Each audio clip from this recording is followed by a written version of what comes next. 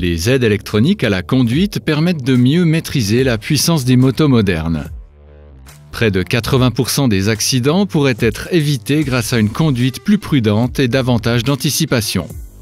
C'est pourquoi les machines récentes sont de plus en plus souvent équipées de systèmes d'assistance appropriés.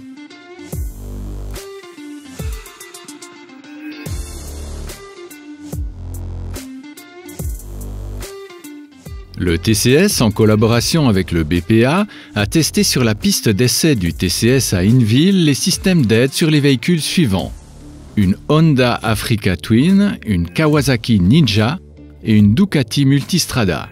La Ducati est équipée cette année d'un régulateur de vitesse adaptatif, ce qui est une première sur une moto.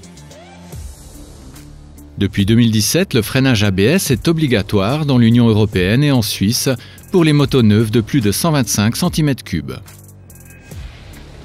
Les tests de freinage en ligne droite ont été jugés convaincants par les essayeurs. Les ABS sont si bien calibrés que même un pilote expérimenté ne parvient pas à freiner sur des distances plus courtes sans ABS.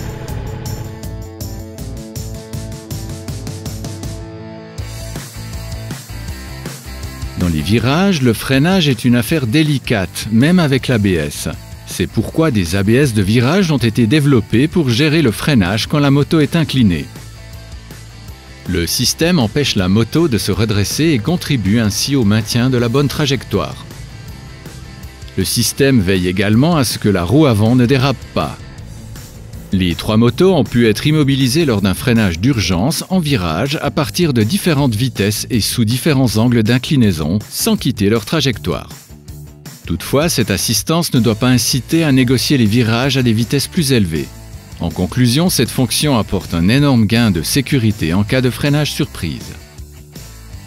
L'anti-stoppie empêche la levée de la roue arrière en cas de freinage violent, car dans les cas extrêmes, la moto pourrait basculer en avant avec son pilote. Le système est aujourd'hui très fiable et fonctionne aussi bien à basse qu'à haute vitesse. Le contrôle du wheeling empêche quant à lui le décollage de la roue avant. La puissance est réduite de manière ciblée dès que la roue avant perd le contact avec le sol. Bien que le système donne satisfaction sur toutes les motos, l'utilité des différents niveaux de réglage est quelque peu discutable car cela peut entraîner l'effet inverse et encourager les wheelies. L'anti-patinage, qui est le pendant de l'ABS pour l'accélération, empêche la roue arrière de patiner et donc de déraper latéralement à l'accélération. Comme dans le cas de l'anti-wheelie, la puissance est réduite de façon ciblée si nécessaire. L'anti-patinage des trois motos testées a donné satisfaction. Il intervient discrètement et donne un retour d'information fiable. Compte tenu de la puissance constamment en hausse des motos actuelles, ce dispositif est quasi indispensable et ne devrait être désactivé que dans des situations exceptionnelles.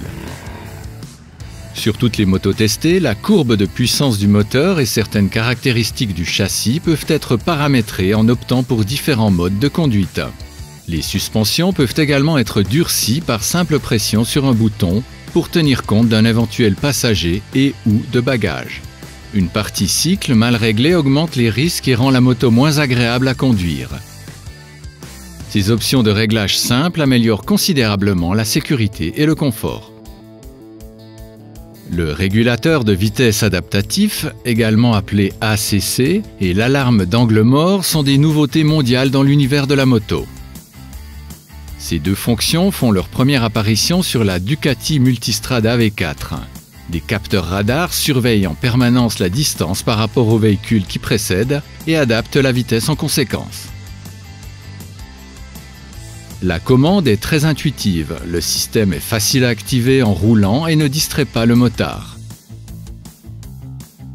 Les motocyclistes ont souvent tendance à suivre les voitures de trop près car leur position surélevée leur permet de voir au-dessus.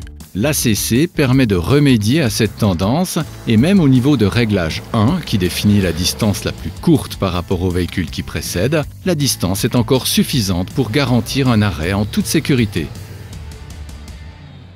Le champ de vision latérale du motard est quelque peu restreint par le port du casque.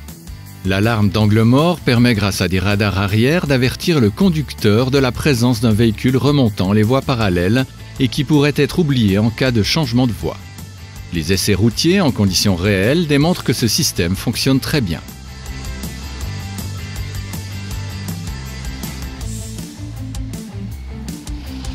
Bilan. Les aides à la conduite tiennent leurs promesses et peuvent contribuer de manière significative à la sécurité des motards. Néanmoins, la prudence est de mise. Il faut toujours garder à l'esprit que l'efficacité de ces systèmes est soumise aux limites de la physique. Si la moto glisse déjà sans freiner, même l'ABS ne pourra pas la ralentir davantage. Les experts du TCS et du BPA recommandent de suivre des stages de sécurité à intervalles réguliers.